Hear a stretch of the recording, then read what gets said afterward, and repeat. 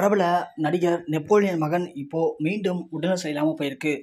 மருத்துவர்கள் எல்லாருமே இப்போ கை வச்சிருக்காங்க. அவருக்கு ஏற்பட்டிருந்த தசை சிதைவு நோயானது இப்போ மீண்டும் அதிகரிச்சிருக்காம். அவருக்கு இப்போ திருமணம் செய்யலாம் அப்படிங்கிற மாதிரி நெப்போலியன் முடிவு பண்ணியிருக்காரு. அந்த நேரத்தில் இப்போ அவரது உடல்நலம் குறித்து வெளியான மிக முக்கியமான தகவல்கள் எல்லாருமே அதிர்ச்சியடைய வைத்திருக்கு. தமிழ் சினிமாவுடைய மிக முக்கியமான நடிகர் நெப்போலியன் அவர்கள். நெப்போலியனை பொறுத்த வரைக்கும் அவருடைய உயரம் மற்றும் அவருடைய பேச்சுகள், அந்த திமிரான ஆக்டிவிட்டிஸ் தான் அவரை தமிழ் சினிமாவில் அவருக்குன்னு ஒரு தனி இடத்த பிடிக்க வச்சது.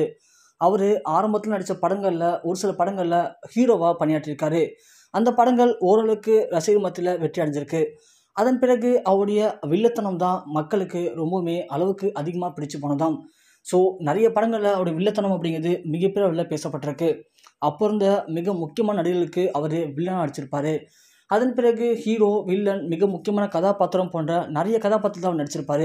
எல்லா கதாபாத்திரத்துக்கும் ஃபிட் ஆகக்கூடிய அளவுக்கு நெப்போலியனுடைய திறமை அப்படிங்கிறது ரொம்பவுமே அளவுக்கு அதிகமாக இருந்துச்சாம். ஒரு கட்டத்தில் சினிமா விட்டு விலக ஆரம்பித்த நெப்போலியன் அவர்கள் அரசியலில் சேர்ந்தார்.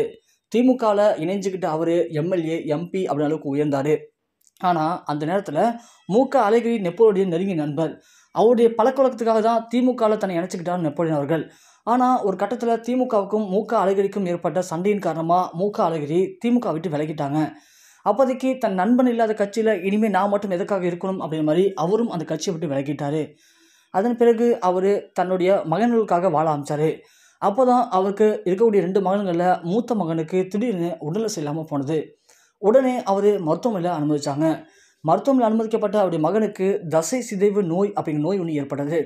அதன் காரணமாக அவருடைய கைகள், கால்கள் எல்லாமே செயலிழந்து போயிடுச்சு. வீல் சேரில் உட்கார வைக்கக்கூடிய நிலைமை ஏற்பட்டது. அவரை எப்படியாவது காப்பாற்றணும்னு சொல்லி தமிழகத்தில் இருக்கக்கூடிய அனைத்து வித மருத்துவத்தையும் செஞ்சு பார்த்தாரு. ஆனால் எதுவுமே பலனளிக்கலை. இந்தியாவிலேயே அப்படி ஒரு சிகிச்சை அப்படிங்கிறது எதுவுமே இல்லை. ஸோ அவரை உடனடியாக அமெரிக்கா அழைச்சிட்டு போனீங்க அப்படின்னா உயிரை காப்பாற்றலாம் அப்படிங்கிற மாதிரி மருத்துவர்கள் அப்போவே எச்சரிக்கை விடுத்திருக்காங்க. அதன் காரணமாக அமெரிக்காவில் போய் அவருக்காக மருத்துவ சிகிச்சைக்கு உட்படுத்தப்பட்டிருக்காரு. அங்கே அழைச்சி போய் காட்டினதுக்கு பிறகு அவரது உடல்நிலை அப்படிங்கிறது கொஞ்சம் முன்னேற்றம் கண்டிருக்கு. அதற்காக தன் மகனுக்காக நெப்போலியன் சம்பாதிச்ச எல்லா சொத்தையுமே விற்றுட்டு அமெரிக்காவில் போய் செட்டில் ஆகிட்டாரு. அமெரிக்காவிலேயே சொந்தமாக பிஸ்னஸ், விவசாயம் பார்த்துட்டு தன் மகனுக்காக அங்கேயே செட்டில் ஆகிருக்காரு. இப்போது அந்த மகனுக்கு கோயம்புத்தூரை சேர்ந்த மிக முக்கியமான ஒரு தொழில் அதிபருடைய பொண்ணை திருமணம் பண்ணி வைக்கலாம் அப்படின்னு முடிவு பண்ணியிருக்காங்க. அதற்கான திருமண ஏற்பாடுகள் எல்லாமே இப்போது நடைபெற்றுருக்கு. அந்த வகையில் இப்போது நெப்போலியனுடைய மகனுக்கு மீண்டும் அந்த தசை சிதைவு நோயால் மீண்டும் உடல்நிலை சரியில்லாமல் போயிருக்கு அப்படிங்கிற மிக முக்கியமான தகவல் கிடச்சிருக்கு. குறிப்பாக அவர் அந்த நோயால் ரொம்பவுமே அவதிப்பட்டுருக்காராம்.